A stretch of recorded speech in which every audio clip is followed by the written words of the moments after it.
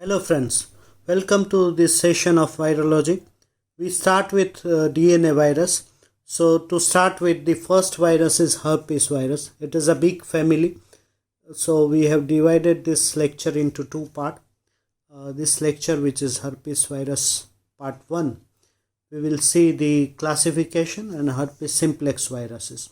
So if we see the objective of today's session, it would be we will be discussing general properties of herpes viruses, its classification, and the two viruses which are very important, that is HSV2, that is herpes simplex virus 1, and HSV2, that is herpes simplex virus 2.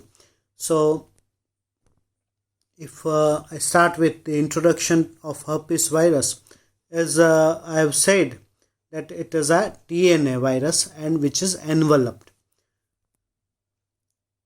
The virus is very ubiquitous in nature, so found everywhere, and responsible for many common infections. There are different cycles of this virus. It may be lytic cycle. There would be persistent infection of this. There is very unique feature with this virus, and that is the latency.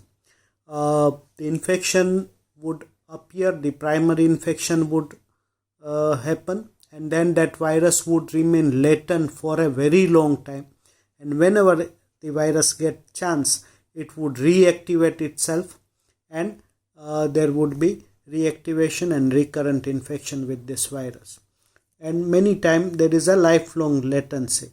So it in the sensory neuron ganglia, this virus would keep its nuclear material, and whenever it get chance, it would reactivated, and there would be again recurrence of the infection. There are total 8 different type of herpes virus, that is HHV1 to HHV8. The term HHV stands for human herpes virus 1 to 8, and if you classify them, they are classified into 3 subfamilies, that is alpha, beta, and gamma. So if we see the classification, and these are the some important terms which you will come across this in this session of herpes virus. That is, first is primary infection. You know that it is the first contact with the virus. The latent, which I have already explained, is persistent virus in the root ganglia. Reactivation is production of infective virus by the latency of the infected cell, and recurrence, that is, see, reactivation and recurrence in both the virus would be reactivated, but the difference is in recurrence there would be clinical symptoms also would reoccur. Reactivation may occur with clinical symptom, that is known as recurrence, and if it is without clinical symptom and simply shedding of virus, we'll call it simply reactivation. So that is the important terms you will come across. If we see the classification, first subfamily is alpha herpes virini. There are 3 viruses. All these 3 viruses have a neurotropism. They like to grow in the nervous tissue. So HHV1, 2, and 3. This is the scientific name, but the common name of this virus is HHV1 is commonly known as HSV1, that is herpes simplex virus 1. 2 is known as herpes simplex virus 2, and VZV, that is varicella zoster virus, the virus which is responsible for very common disease which is known as chickenpox. And this is primary target cell. You can see, I just highlight the thing. In HSV1, the primary target cell is the mucoepithelial cell. The site of latency is neuron, and it is transmitted by close contact, the direct contact. So by the infected hand and the droplets, respiratory droplet, etc. The second virus is the same thing, only difference is the means of spread is most of the time it is transmitted by sexual route. So sexual intercourse is the, and varicella zoster, which is chicken pox, that would be taken in detail in the next lecture, that is herpes virus 2, but it is transmitted by respiratory close contact. But all three virus has a common thing, and that is the latency in the neuron. So this you have to see. If we see the other subfamily is the beta herpes virini. In that, so 1, 2, 3 was in alpha. In beta, it is 5, 6, 7. So 5 is cytomegalovirus. The name is derived from cyto and megalo. When it infect any cell, it would produce the ballooning of the cell. So that cell swells like balloon. So cyto means cell, megalo means large size. So that's how the virus is named cytomegalovirus. The primary target is monocyte and the lymphocyte and various epithelial cell. The means of spread is close contact. Blood transfusion, though we are not testing CMV because it produces very minor infection in the healthy person. So routinely when we are screening the blood, we are not testing the blood for CMV, but it can be transmitted by the blood, and even congenital, that is very important mean. HHV6, that is herpes lymphotropic virus. The T cell and the other is not known, but definitely in the T cell, respiratory close contact is the thing. HHV7 is human herpes virus 7. Again, the same. Means of spread is not very clear. And the third family, that is gamma, it contains two viruses. So 1, 2, 3 was in alpha, 5, 6, 7 was in beta, and here it is 4 and 8. HHV4 is commonly named as Epstein-Barr virus, very important virus, producing variety of the infections. You will learn in detail Epstein-Barr virus in the herpes virus 2. And HHV8 came in limelight after HIV infection, that is, it produces Kaposi sarcoma related disease. So these are the classification of the virus. You have to remember that there are 8 virus. The scientific nomenclature is HHV1 to 8, and there are common names of the virus. Today in this lecture we will be discussing first 2 viruses, and that is herpes simplex virus 1 and 2. Okay, so that was all about the classification of virus. It is very important. Sometimes the classification question is asked in the short note, so you must know the name, and this table is very important.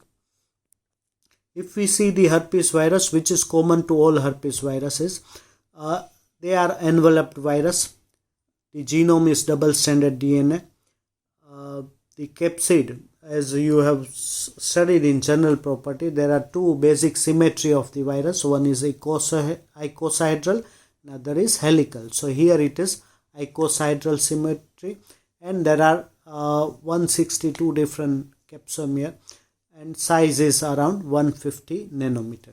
So this is the morphology or the structure of this virus, and you can see this. This is the envelope of this virus, this green, and this is the typical icosahedral symmetry. Sorry. If we see the replication, it is a lytic type of replication. If I show you, this is the virus which is enveloped. So first it would identify the proper receptor on the cell, and there would be binding of the receptor with the virus envelope. Now this envelope will fuse here, and the nucleocapsid, this yellow colored, would enter in the cell cytoplasm, and from that it would enter in the nucleic acid, the nucleus. Clear?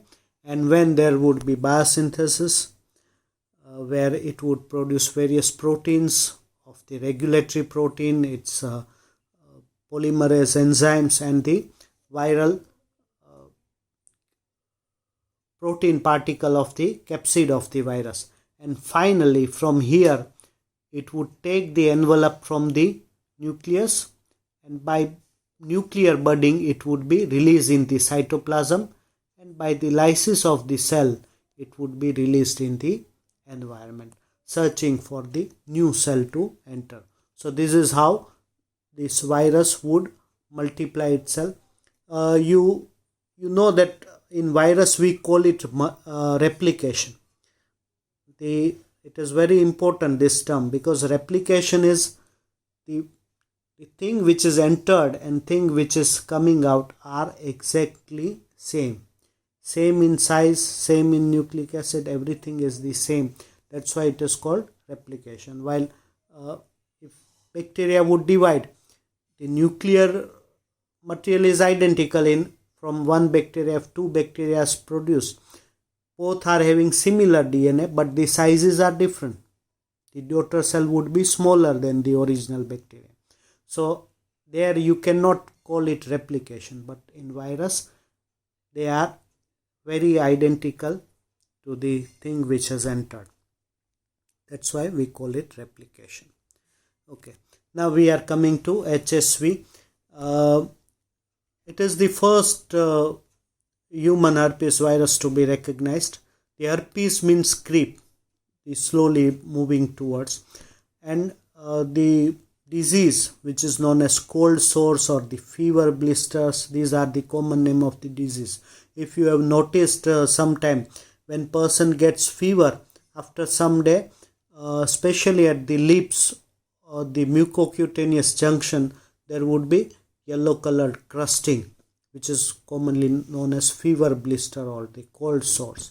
So these are caused by the herpes simplex virus. Very common disease.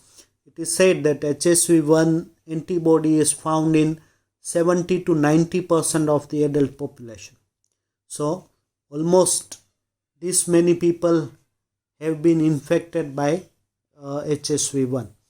So that is herpes virus. There are two types, that is HSV1 and 2. We'll see its pathogenesis and immunity. Disease is initiated by direct contact, causes direct cytopathic effect, and they have a unique ability to establish latency in the neuron. Once primary infection occurs, they would go in the neurons, and virus would not be there, but its nucleic acid would be there as episome in some of the neural nervous tissue cells, and whenever they get chance, there would be reactivation. And reactivation is triggered by various factors like the stress, fever, excess exposure to UV light of the sun. So whenever body is facing some difficulty, this virus would come and reactivate. CMI plays vital role in the control of this disease and even in the pathology. So if you see the primary infection with HSV1, we are chickenpox, that is varicella zoster, also has the same mechanism, but we are not dealing with that right now. So first there would be mild pharyngitis or the stomatitis. Then that virus, after that, it would go and via that sensory nervous tissue, it would go in the root ganglion, and there would be latent virus would stay. And after that, whenever there is some triggers of reactivation, which we have already discussed, the virus from here again come and produces fever blister. So this is how latency and the reactivation. Once person is infected, then lifelong this virus would be, viral nucleic acid would stay in this root ganglia. And whenever they get chance, they would come again and produce such fever blister. When patient's immunity is okay, again this would disappear. So this is how its latency and reactivation comes. But virus would, its nucleic acid is always there, it remains there for lifelong and produce infection whenever they get the chance. This is the classic progression of herpes lesion. Prodrome phase, the early redness, then thin walled fluid filled vesicle, then there would be healing and the of the vesicle with erosion or the ulcer. Then after that there would be crusting, yellowish color, then scabbing, and finally there would be heel stain. This is how its typical skin lesion would progress and heal. If we see epidemiology, the disease produces lifelong infection. There would be recurrence of the infection and there would be even asymptomatic shedding. The transmission is by the saliva in case of HSV1 especially, and vaginal secretions in case of HSV2 to the contact. Who are at risk? The children are at the risk of HSV1 because close contact, direct transmission, especially when they are living in a crowded situation, this transmits more. And HSV2 is a sexually transmitted disease, so it is the adult are more prone to get that disease, especially when there is a unprotected sex. Occupational healthcare workers, they may come in contact with the patient, and the immunocompromised people are especially at risk because in them the disease would be more severe and complications are very high. And neonates who are delivered from the infected mother. Geography, it is found worldwide, and control is there are antiviral agents which are very effective treatment are available against herpes virus, but vaccine is not there. So that is all about the epidemiology. If we see clinical syndromes, both are common human pathogen, painful but benign manifestation and recurrent disease. The classic manifestation is the lesion, which is known as a dewdrop on a rose petal, because there is a erythematic base, the redness initial, and on that there would be a clear fluid filled vesicle which looks like a dewdrop on a rose petal. That is a thing. The progression then, which we have already discussed, there would be pustule and the ulcer and the crusted lesion. Significant morbidity and mortality may infect eye, brain, disseminate, and especially in the immunocompromised and neonate, even it may prove fatal and a very painful disease. So these are the common diseases which can be produced by this. On one side there is HSV1, which includes encephalitis, keratoconjunctivitis, and the various oral manifestation. Sometime it may produce wheatlow, herpetic wheatlow on the fingers, rarely genital. And HSV2, mainly it produces genital lesion, perianal lesion, especially in the homosexual male. May produce meningitis and the pharyngitis. And neonatal HSV is done only by HSV2 and never by HSV1, because if mother is having genital herpes, the child which is born through that mother would develop the neonatal herpes. So that is the clinical syndrome of this. These are few pictures so you can understand. This is typical cold sore, which is not the primary infection. It is always the recurrent herpes labialis. It is also known as fever blister or cold sore. Both are the same thing. This is herpes labialis. Usually it would occur specifically at the mucocutaneous junction. You can see the mucous membrane is ending and skin is starting. These are the area where you will see this such kind of lesion. This is primary herpes, the first infection of herpes, which is here you can see that it has affected the entire mouth. Okay. Then in the eye there may be keratoconjunctivitis due to HSV1. This is herpetic Whitlow. You can see pus-filled lesion in the fingers. Same way, this is eczema herpeticum, which is widespread, very painful condition, disseminated skin lesions and very painful condition which requires urgent attention and the treatment. Neonatal herpes. Same way, the lesion in HSV2 would occur on the genitals. On the glans penis there would be lesion. Even in the vagina there would be lesion. So these are the few pictures of the herpes clinical syndrome. This is very important thing, which is differences between herpes simplex virus 1 and 2.